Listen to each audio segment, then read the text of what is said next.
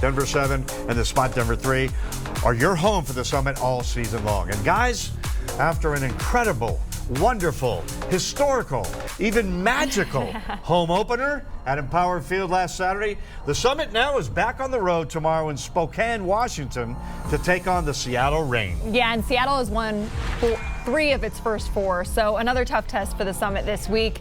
But they should carry some momentum from what was truly a historic day, like you said, Lionel.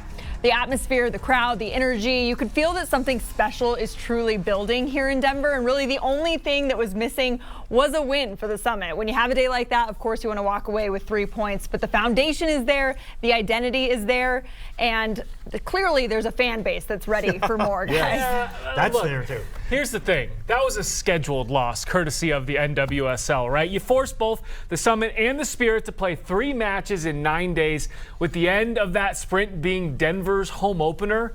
I mean, you knew that was going to be a big deal. You let Boston open up at home in the first week of the season.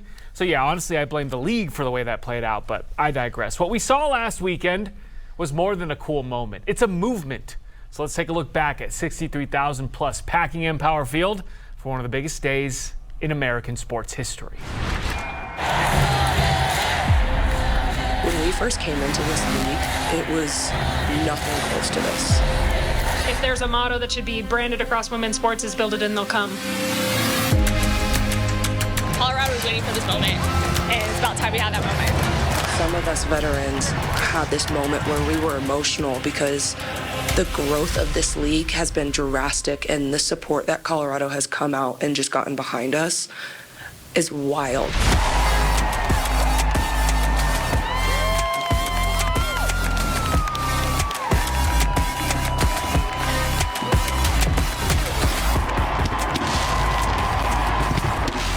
I had a few tears in my eyes, and I truly didn't believe that this was something that was going to happen in my career. And I will never forget walking out of that tunnel today and hearing the crowd screaming for us. So I look forward to our wonderful fans supporting us for the rest of the season, and like I said, hopefully bringing the first championship to Denver. At one point during the game, when everybody was stomping their feet and it was like a giant rumble, that was so exciting and so intoxicating. Our supporters were behind us cheering the whole time. Like, we heard them constantly. That love and support and backing means so much. It felt like we had 15 people on the field because everybody was there and everybody was in it with us.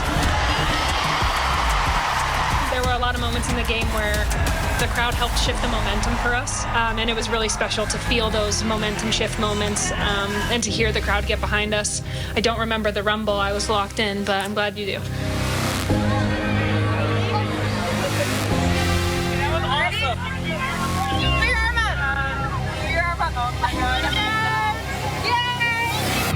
It's just really exciting to give those future stars a path towards playing for their hometown.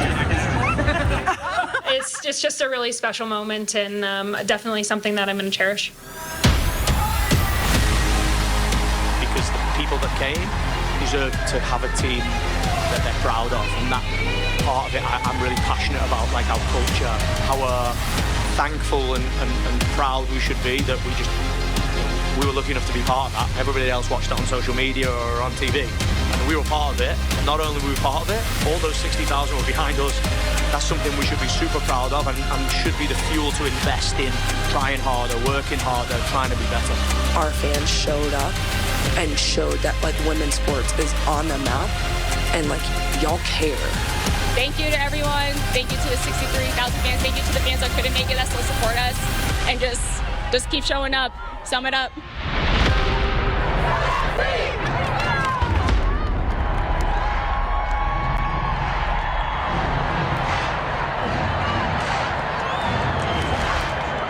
man, that was a good time. Wow. And you can be cynical and say most of those people were there for the event or to make history.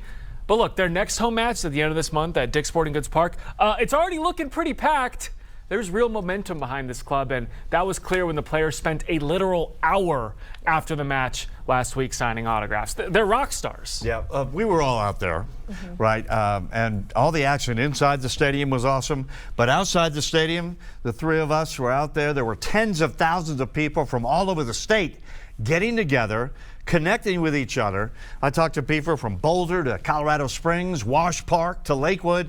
They were all united for one cause, to cheer on the summit and celebrate women's sports. That's two causes. Anyway, making history too and building this soccer community in Colorado. That's four causes that everybody came together for. How many causes? Oh my gosh. It was such a fun day. And my favorite part was seeing how long they stayed to sign autographs, because they don't have to do that, but they did. I talked to so many youth soccer teams that I'm sure got everything signed, and players just excited to have these girls that they've looked up to their whole lives right in their backyard. And of course, I had people asking how they can watch the matches. Remember, the spot Denver 3 is the spot for all the Summit FC action. That is unique, too, in the NWSL. I don't think we've mentioned that. Not every club has every match broadcast in their home market, so we're really lucky to have this connection with the team. Fantastic. All right, time for a break, but when we come back, we're going to hear from Summit FC head coach Nick Cushing. It'll be the Nick and Nick show. Nick Rothschild and Nick Cushing. That's next on Pitchside. Well, welcome back to Denver Summit FC Pitchside, and a tough matchup coming up tomorrow, guys. The Seattle Reign is off to a 3-1 start this season.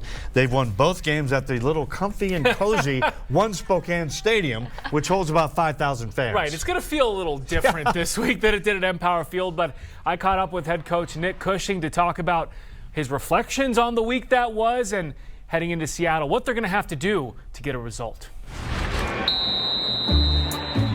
Have you taken any time to reflect on last weekend in the break here between games, or are you sort of full steam ahead on Seattle already?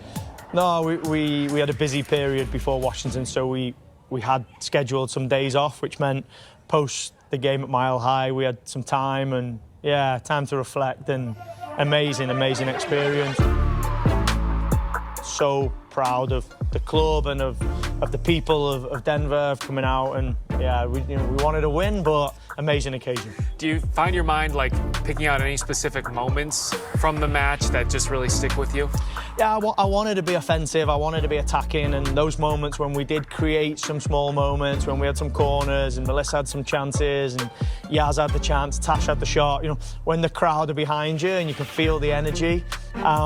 Yeah, those are the moments I really reflect on. Have you noticed any of the reaction or the response on either social media or people reaching out to you and speaking to you about sort of how cool that day was? Yeah, of course. I've seen a lot of the content and spoken to a lot of people around the city about how proud we are of having the record and how proud we are of sort of owning such a prestigious and special occasion. I think for me, how we move forward out of this is really important, because we have to do our part now and create a team that plays attacking football, create a team that plays winning football, so that Centennial has the same atmosphere with a packed crowd there. And I think what we have is a real opportunity. Now we need to deliver a team that can win. How do you switch gears then from like all of that, not just Saturday, but the 3 games in 9 days and everything that led up to it, to now getting focused again for another match? The results are what we have to take forward. I think, a positive tie away at Orlando, a difficult place to go, a win against Gotham, who are the champions. And, although we didn't win, we played really well and ran a solid team in Washington Spirit, finalists last year, finalists the last 2 years.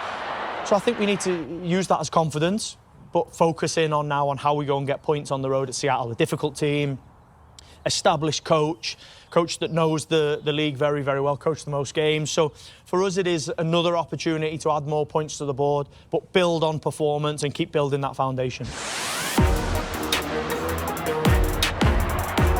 It was like the moment Yasmin showed up, it was like someone dropped a live wire on the pitch. She's been so impactful. Yeah, I think we wanted to bring in a player off the left that could have real individual ability, could create their own chances, but also, be involved in the offense of the team and create chances that we sort of create as a team. And she's definitely shown that. I think for us, in glimpses, and we want that to be more consistent, more of a threat.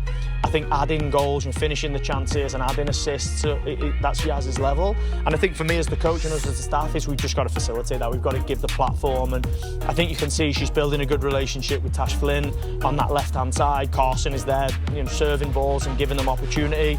For us, it's just about going through the process, sticking to the process, and challenging the players to be better. no weeks off in the NWSL. Seattle, you've kind of mentioned another very, very good club. What is it going to take to get either, a win on the road or just to put out a performance where you can give yourself a chance to win? Well, our minimum level is what we've shown on the road at Orlando and Gotham, so we have to retain that. That has to be in the bottom, and we have to push on from that. I said to the team today, for us it's about progress. As an expansion team, we are exactly where we want to be. Of course, we want to be further, but we're sitting in above the line. We're sitting with 5 points. So for us, it's there, but we've got to keep repeating it. It's not just going to turn up. We have to turn up. Well, guys, we've said it so many times. This team doesn't just want to make history and sell out crowds. They want to be competitive right away. So far, they have been. They want to win championships. So I'm excited to just see how Nick Cushing continues to lead this group and any changes we might see. I like this little Nick and Nick show going on. You guys are great together. Well, Seattle goalie Claudia Dickey was called up to the U.S. Women's National Team, and so was the Summit's Lindsay Heaps and Colorado's own Sophia Wilson from the Thorns, and they'll all be back here in Colorado for the U.S. match against Japan at Dick's Sporting Goods Park on April 25th. All right, it's time for a break, but when we come back, we got a great community story for you. A small group of soccer players from Cherokee Trail and Grandview High Schools got a chance to get up close and personal with the Summit FC players and be a part of that match last Saturday at Empower Field at Mile High. It was the experience of a lifetime, and that's next on Pitchside. Welcome back to Denver Summit FC Pitchside, and there's so many great stories about this club, Coach Cushing, the players, and also around the club, the community stories, the supporters, all the people out there who are a part of this historic first season of the Summit. Yeah, the first ever Summit FC home match is already in the history books, and while more than 63,000 fans packed the stands, a select group of local high school soccer players got a view most people could only dream of, right on the sidelines. I love watching women's soccer, and some of these players I've looked up to my whole life. So when I heard about it, I was really excited. Super excited, surreal experience, very honored. I think it was shocking because I never thought I would get an opportunity like that. I've never been a ball girl in general, Yeah. So I'm excited just at the opportunity. Just 8 girls from Grandview and Cherokee Trail High School were selected by their soccer coaches as ball retrievers for this match, and it was their first real look at what the next level actually requires. Being up close will allow me to hear their communication. So because when you're in the stands, you're surrounded by fans, it's kind of hard to hear them. So being up close will allow me to learn and see how it should sound on the field. Just to have the close-up experience and just to experience the pro intensity and everything. Yeah, I'm excited to see the speed of play and see how different it is from club and college soccer. The speed, the physicality, the constant communication, watching it up close is different than seeing it on TV. And for a lot of them, it felt like a reminder that this path exists, that pro soccer isn't some far-off dream. It's right here in Denver. I feel like it gives them a lot of attention. It gives me the inspiration, just to keep going, keep continuing my soccer journey. Totally. I mean, I think it's just, I feel even if it's not for me, I think it just gives so much inspiration for other young girls, because all I've known is the men's Colorado Rapids team. And so I think having the Women's Summit team now is just, it's so inspiring for just it makes me excited just for the future of Colorado, I guess, and just girls soccer and stuff like that. And guys, all of these girls are captains of their high school team. 3 of them are headed to play college soccer next year, and each one of them represents a top club here in Colorado. So highly deserving of this opportunity. It looked like they had fun. They also told me that they're going to come back for future matches. And of course, like all of us, they cannot wait for Lindsay Heaps to join the crew later this season. Yeah, I actually spoke with Lindsay, and she said that she was going to be dialed in to the Empower Field match, mostly because it's one of the few that she could stay up and watch. With the time difference, 8 hours ahead in France. It's usually in the middle of the night, those games. She will, of course, be back, as we mentioned, on April 17th as the U.S. Women's National Team takes on Japan. So maybe that'll be the chance also for her to meet some of her new teammates. Yeah. She knows Janine Sonis. She knows of Carson Pickett, but they haven't actually met yet, so that would be a good chance for maybe them to connect. That would be nice. Yeah, and I can't wait for her to get back there for good, for sure. Women's soccer in Colorado, guys, it would be hard to find another state in the country as good as this one.